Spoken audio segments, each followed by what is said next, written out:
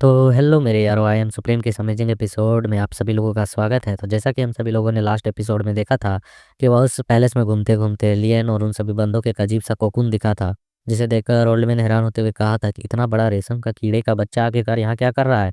तो हम देखते हैं इस बार फायर गर्ल कर रही होती है, क्या तुम सिर्फ यहाँ पर रेशम के कीड़े को ही जानते हो? सभी कीड़ों के कोकून ऐसे ही दिखते हैं, वह बड़ा सा कीड़ा कोई भी जीव हो सकता है ना? तो हम देखते हैं लियन कहता है कि मुझे अब ये मत बताओ, क्या तुम्हें लगता है कि जो एशियंट काल में प्रकट हुआ, मतलब कि कोई कि मॉन्स्टर है ये, मतलब एशियन काल में जब मौजूद था, जहाँ फाइट हो रही थी उस टाइम पर ये कीड़ा मौजूद था और तभी से अभी तक जिंदा है क्या? या फिर कोई इस पैलेस का स्वामी का वह कोई जीता जागता बच्चा है जो उसके अंदर पल रहा है? दिया सुन फायर गर्ल कहती है कि आखिरकार यहाँ पर काउंटलेस टाइम बीत चुकी है, कई सौ ईयर्स हो चुके हैं, और यहाँ तक कि कोई मार्शल सोवरेन के पीक लेवल पर भी मौजूद हो तो भी वह इतने लंबे समय तक जिंदा नहीं रह सकता है ऐसी जगह पर। तो हम देखते हैं यहाँ पर ओल्डमैन कहता है, हाँ यह बात तो बिल्कुल सही है, लेकिन क्या होगा अगर वह मार्शल सॉवरेन लेवल से भी, पीक लेवल से भी अपर लेवल का बंदा हो तो? और यह चीज़ सुनकर ही ये तीनों सोचने पर मजबूर हो जाते हैं कि यदि इतिहास में सचमुच कोई डिवाइन रियलम का एक्सपर्ट मौजूद था तो उनकी आखिरकार लाइफ स्पेंड करने का जो समय था वह कितना लंबा होगा? क्या वे इमोर्टल भी हो सकते हैं? तो हम देखते हैं फायर गर्ल कहती है कि भले ही वह डिवाइन रियलम पर मौजूद होगा, लेकिन वे सचमुच में इमोर्टल तो नहीं होना चाहिए, है ना? हालांकि मनुष्य के डिवाइन रियलम में पहुंचने का हाल फिलहाल में कोई भी रिकॉर्ड नहीं है। क्या एशियंट युग में कोई ट्रू इमोर्टल, मतलब डिवाइन इमोर्टल मौजूद भी था? हालांकि इमोर्टल स्पिरिट्स हुआ करती थी, लेकिन वो भी एक समय काल के बाद समाप्त होने स्टार्ट हो गई थी, और उनमें से अब तो कोई बची भी नहीं होगी, उनकी मृत्यु हो चुकी होगी, है ना? तो हम देखते हैं यहाँ पर लियन ये सुन कहता है कि अरे, क्या हमें यहाँ से भाग जाना चाहिए, या हमें यह देखने के लिए इंतजार करना चाहिए कि इस कोकून के अंदर क्या है? मेरे 2 ग्रेट मार्शल सोवरेन्स के एक्सपर्ट्स, बताइए कि आप लोगों का क्या विचार है? आप ही लोगों के विचार के अनुसार चला जाएगा। क्या आप लोग मेरी यहाँ पर प्रोटेक्शन कर सकती हैं, मेरा सुरक्षा करने के लिए? यहाँ पर आप लोग तैयार तो हैं ना? क्योंकि यहाँ सिचुएशन अब बिगड़ रहा है। तो ओल्डविन कहता है कि बिल्कुल, आखिरकार एशियंट काल में झाँकना कौन नहीं चाहता है? इसका मौका हम इसी यूँ छोड़ नहीं सकते हैं। चिंता मत करो बच्चे। और वह एलियन के हाथ को थामते हुए कह रहा होता है कि हम दोनों के यहाँ होने के बावजूद जब तक कोई यहाँ पर रियल डिवाइन रियलम का एक्सपर्ट अवतरित नहीं हो जाता है तब तक तुम्हें डरने की आवश्यकता नहीं है। हालाँकि अपने मन में कह रहा होता है बुड्ढा है कि माई एस, तेरी सुरक्षा कौन करेगा बे? मैं तो यहाँ पर बस तुझे यहाँ पर आगे गाड़ने के लिए लेकर आया हूँ, ताकि समय आने पर तुझे यहाँ पर बकरा का बल्ला बनाया जा सके। मैं तुम्हें पहले यहाँ पर भागने कैसे दे सकता हूँ? मुसीबत आएगी तो तुझी का आगे करूँगा। बट लेकिन हमारा यहाँ तो ये 2 खोपड़ी तो 4 खोपड़ी है। वह कहता है कि मुझे तुम पर विश्वास है। मुझे यह सुनकर राहत मिला कि तुम मेरा साथ दोगे। और ये अपने मन में कह रहा होता है साला कमीना, कि अगर कुछ भी होता है तो ये दोनों यहाँ पर मार्शल सोवरेन के एक्सपर्ट्स मेरे लिए काफ़ी बेहतरीन ढाल का काम करेंगे। और हम देखते हैं ये दोनों एक दूसरे को अपना ढाल समझ रहे होते हैं। तभी यहाँ पर अचानक एनर्जी की फ्लोमेंट जो होती है वह बढ़ने लगती है, और फायर गर्ल इसे महसूस करके कहती है ये क्या? यहाँ पर तो स्पिरिचुअल एनर्जी जो है इसकी फ्लो अचानक से बढ़ चुकी है। ड्रैगन कहता है कि बहुत खूब, यहाँ बहुत सावधान रहने की आवश्यकता है। ऐसा लगता है कि यह चीज़ जो इतनी समय तक दुनिया से अलग-थलग थी, कटी हुई थी, अपनी गहरी नींद भी चली गई थी, लेकिन अब लगता है यह तेज़ी से आध्यात्मिक एनर्जी को एब्ज़ॉर्ब कर रही है, जो कि इस साइंस को दर्शाता है कि वह जल्द ही जगने वाली है। और इस कोकून के अंदर एनर्जी जाए जा रहा होता है, लियन खामोश होता है, खामोशी से देख रहा होता है। तभी इस बड़े से कोकून में एक छोटा-सा छेद होता है, जहाँ से एक अजीब से दाँतों वाला विष निकलता है, जिसे देखकर ये लोग सभी लोग हैरान हो जाते हैं। और फिर हमें दिखाया जाता है उस कोकून के उस छोटे से छेद से कई सारे अजीबो-गरीब तेलचट्टे कह लो, कॉकरोच कह लो, या कुछ भी कह लो, अजीब से कीड़े भनभनाते हुए बाहर की ओर निकलने लगते हैं, मानो जैसे कोई मधुमक्खी का छत्ता हो। और ये सभी अपने बड़े से मुँह को खोलकर सीधे इन लोगों की ओर बढ़ने लगते हैं। और इन तरीके के अजीब से कीड़ों को देखने के साथ लियन हैरान होते हुए कहता है कि what the fuck, holy shit, आखिरकार ये क्या है? What the hell? और यहाँ पर तो फायर गर्ल कहती है कि बक कीड़े, कीड़े, और इसे कीड़े से शायद एलर्जी वगैरह कुछ है कि क्या पता नहीं। वह इतने सारे कीड़ों को रिलीज़ होकर अपनी ओर आते हुए देखकर इसके मुँह से इसके झाग निकलने लगते हैं, और इसे दौरा पड़ने लगता है, और ये नीचे ज़मीन पर ही गिर जाती है। तो इसे इस तरीके से गिरते हुए देख ओल्डमैन कहता है, क्या सचमुच में रियली तुम ऐसे समय पर ऐसा हरकत कर रही हो? लियन कहता है कि आखिरकार तुम एक मार्शल सोवरेन हो, है ना? तुम ऐसे समय पर तुम यहाँ पर मरने वाली स्थिति में खुद को क्यों डाल रही हो? क्या आप डर के मारे यहाँ बेहोश होने की कोशिश कर रहे हो? ऐसे स्थिति में फिर तुम्हारे जैसे बंदे कैसे पहुँच सकते हैं?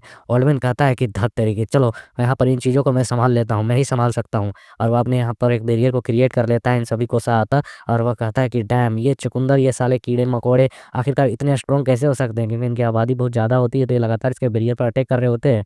और वह कहता भी है कि मुझे यहाँ पर सुरक्षा परत बिल्कुल भी अविश्वसनीय रूप से तेज़ी से कमज़ोर होती हुई नज़र आ रही है। ऐसा लग रहा है कि मेरी यह जो एनर्जी है, यह यहाँ पर ख़त्म हो रही है। मेरी यह बैरियर को बहुत तेज़ी से ये लोग क्रैक करने की कोशिश कर रहे हैं, तोड़ते जा रहे हैं।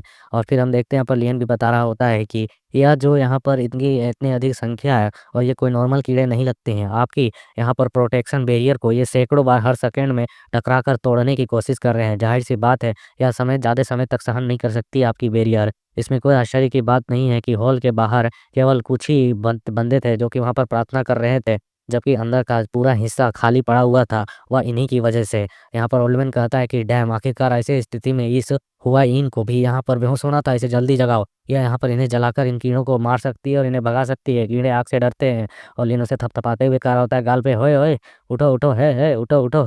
आखिरकार इस पर कोई असर क्यों नहीं कर रहा है यार, ये तो जग ही नहीं रही है। तभी लिन इसके कान के पास जाता है और कहता है कि, "ओए बिग सिस्टर, हुआयिन, तुम्हारे अंदर का जो इम्प्लांट किया हुआ है ना बड़े-बड़े बबल्स, वह यहाँ बाहर की ओर आ रहे हैं। ये तो बिल्कुल चपटे हैं तुम्हारे।" यहाँ पर ये इसके 2 बबल्स की बात कर रहा होता है जो गर्ल्स यहाँ पर कुछ अजीब से जेली को डलवा कर बड़ा करवाती हैं। तो यहाँ पर हम देखते हैं यशंकर या ये जो फायर गर्ल है फायर हो जाती है और इसके गर्दन को दबाने लगती है कस के और दिखाते हुए कह रही थी, "ओए आखिरकार तू क्या कर रहा है? क्या तू अंधा है? ये मेरा असली सीना है। यह एकमात्र ऐसा चीज़ है जो मेरी बॉडी में मेरा मतलब कि एक रियल पार्ट है, जिसे मैंने बिल्कुल भी छेड़खानी नहीं की है और तुम इसे छोटा कहने की हिम्मत कर रहे हो? मैं तुम्हारा यहाँ पर गला घोंट कर मार डालूँगी।" और हम देखते हैं लियन कह रहा होता है कि क्या कीड़ों की गला घोंटना यहाँ पर बेहतर नहीं होगा अभी आमने-सामने तो देखो। और हम देखते हैं कि ये तुरंत ही अपने फायर एनर्जी के साथ खड़ी हो जाती है और कहती है, "इन कीड़ों-मकोड़ों, मुझे अपनी ज़िंदगी में सबसे ज़्यादा इन्हीं चीज़ों से नफ़रत है। मैं तुम सबको यहाँ पर जलाकर राख कर दूँगी, राख।" और हम देखते हैं तेज़ी के साथ यहाँ पर अपने फायर एनर्जी को फैला देती है चारों ओर और कहती है कि मैदानी आग की चिंगारियाँ, प्रिपेयर फायर स्पार्क्स। और हम देखते हैं इस स्पार्क्स एनर्जी के साथ ही मतलब बोलने के साथ ही यहाँ पर आग की जो जितने भी स्पार्क्स होते हैं, चिंगारियाँ होती हैं, वह सभी कीड़ों पर डायरेक्ट लग रही होती है। और यहाँ पर ये आँखें मूंद कर बस एनर्जी फैलाई जा रही होती है और कई सारी गालियाँ देते हुए जो कि यहाँ पर डैश डैश डैश करके लिखा हुआ है चाइनीज़ लैंग्वेज में और वो कह रही होती है कि मैं इन सभी को ख़त्म कर दूँगी, मार डालूँगी, जला डालूँगी, भून डालूँगी। और राइटर कह रहा होता है ये आँखों का चकाचौंध नहीं है, इसके अंदर नज़र आ रहा है, ये इसका डर है। और यहाँ पर हम देखते हैं ओल्ड मैन कहता है कि मर जाओ तुम तीनों किनोनो घिनौनों कीड़ों, कब मरोगे? बट हम लियन को भी देखते जो देखकर कुछ हैरान होता है क्योंकि यह जो कीड़े होते हैं आसानी से मर ही नहीं रहे होते हैं। तो लियन यहाँ पर एक कीड़े को पकड़ लेता है तो ओल्ड मैन कहता है, "वही आखिरकार तुम इस चीज़ को पकड़ कर क्या करने की कोशिश कर रहे हो?" लियन कहता है कि ये इतनी शक्तिशाली है कि मार्शल सोवेन के अटैक होने के बावजूद भी इन कीड़ों का निपटना निपट ही नहीं रहा है। ये कीड़े मर ही नहीं रहे हैं। तो ओल्ड मैन इस कीड़े को पकड़ता है और कहता है कि लाओ मुझे देखने दो आखिरकार ऐसा क्या है इनके अंदर। और वो अपनी पूरी जान लगाकर इस कीड़े को मारता है। तो हम देखते हैं इसको काफ़ी ताकत लगानी पड़ती है, तब जाकर ये कीड़ा चपटा होता है। और ऐसा करते हुए देख कहता है कि मुझे लगता था कि इन्हें मारा नहीं जा सकता, लेकिन पता चल रहा है इन्हें मारना बस थोड़ा-सा मुश्किल है, लेकिन ये मारे जा सकते हैं। और फिर हम देखते हैं यहाँ पर इन तीनों पर अचानक बहुत ही ज़्यादा एनर्जी का प्रेशर महसूस होता है, जिसे सेंस कर ये तीनों ही घबरा जाते हैं क्योंकि हमें दिखाया जाता है उस बड़े से कोकून को जो कि ऊपर में लटका हुआ है, वह पूरी तरह से रिलीज़ नहीं हुआ है और उससे छोटे-मोटे कीड़े ही निकले हैं। और यहाँ ओल्डमैन कहता है कि ये कैसा कोकून है, इससे तो कीड़े निकलते ही जा रहे हैं। लियन कहता है कि जैसा बिल्कुल मैंने सोचा था। तो फायर गर्ल कहती है आखिरकार तूने क्या और कैसा सोचा था? तो लियन कहता है कि मैंने जैसा सोचा था बिल्कुल वैसा ही हुआ है। उस कोकून के अंदर और भी अधिक और बड़ा और भयंकर कोई जीवित चीज़ छुपा हुआ है।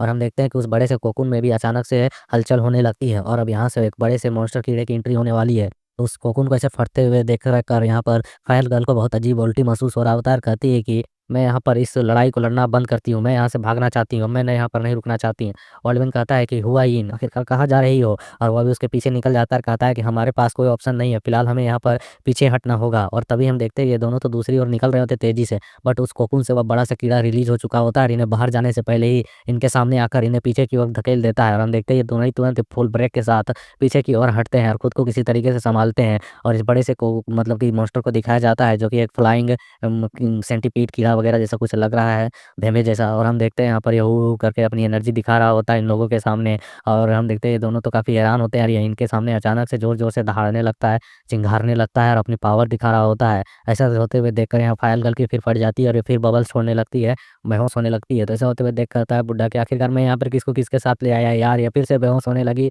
ऐसे सिचुएशन में। और हम देखते हैं यहाँ पर इस कीड़े को जो कि अपने बाकी कीड़ों को कंट्रोल करके अपने पास बुला रहे होता है और यहाँ की मौजूद सारी स्पिरिचुअल एनर्जीज़ को फिर से अपनी बॉडी के अंदर एकत्र करने लगता है ताकि एक जोरदार हमला कर सके। और ऐसा करते हुए देख लियन कहता है ये अपने आस-पास के आध्यात्मिक एनर्जी को यहाँ पर एब्ज़ॉर्ब कर रहा है ओल्डमैन कहता है सिर्फ यह वो एनर्जी को ही नहीं बल्कि उन छोटे-मोटे कीड़ों को भी देखो, यहाँ पर उनकी संख्या बढ़ती जा रही है। और हम देखते हैं कि यहाँ पर एक अजीब से खोंदरी के अंदर और भी ज़्यादा कीड़े मौजूद होते हैं जो कि इसके मुँह के अंदर लग रहा होता है।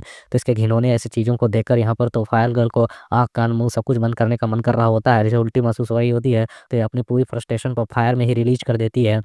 एक फायर के बहुत बड़े क्लस्टर को रिलीज़ करते हुए कह रही होती है कि डैम! मैं इसे और बर्दाश्त नहीं कर सकती हूँ। मुझे विश्वास नहीं होता है कि ये मेरे इतने खतरनाक फायर का सामना कर पा रहे हैं। और हम देखते हैं इसके इतने ज़्यादा भयंकर पावर को रिलीज़ करते हुए फायर को देखकर लियन भी एक बार के लिए अपने मन में कहता है, हालाँकि यह जो ज्वालामुखी की फायर है, फ्लेम्स है, यह मेरी डिवाइन फ्लेम्स के बराबर तो नहीं है, लेकिन फिर भी यह वास्तव में काफ़ी पावरफुल है। और एक मार्शल सोवरेन जब इस तरीके के फायर्स का इस्तेमाल करे तो अर्थ एंड हेवन को चीरने के लिए यह काफ़ी है। और हम उस बड़े से क्लस्टर को देखते आगे की ओर बढ़ रही होती है, तो यहाँ पर जो ओल्डमैन होता है वह भी कहता है कि यह बहुत ही ज़्यादा अच्छा मौका है, इसे बस ऐसे ही दोहराते रहो, आगे हुआ ही मैं भी यहाँ पर एक हमला करने वाला हूँ, साथ मिलकर इसे काटते हैं, मैं बस इसे एक ही बार में निपटा दूंगा। और हम देखते हैं ओल्डमैन भी अपनी स्वॉर्ड से एक जोरदार ब्लू कलर की वेव एनर्जी रिलीज करता है, जो कि यहाँ पर मुझे तो वाटर एलिमेंट से लग रही होती है। और हम देखते हैं इन दोनों के वाटर और फायर एनर्जी एक साथ आगे की ओर उस मॉन्स्टर की ओर बढ़ रहा होता है उसे मारने के लिए। और लियन कह रहा होता है कि अंततः दोनों यहाँ पर मार्शल सोवरेन्स अब पूरी तरह से अपने धैर्य को खो चुके हैं, अपने पेशेंस को खत्म कर चुके हैं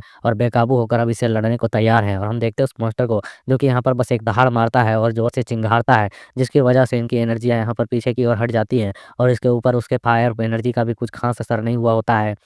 और वह बस इनकी ओर देख रहा होता है और अपने पास किसी तरीके की ग्रीन एनर्जी को इकट्ठा कर रहा होता है। तो ऐसा होते हुए देख यहाँ पर ओल्डमैन कहता है कि नॉट अ स्क्रैच, इसके ऊपर एक छोटा-सा खरोंच भी नहीं पड़ा।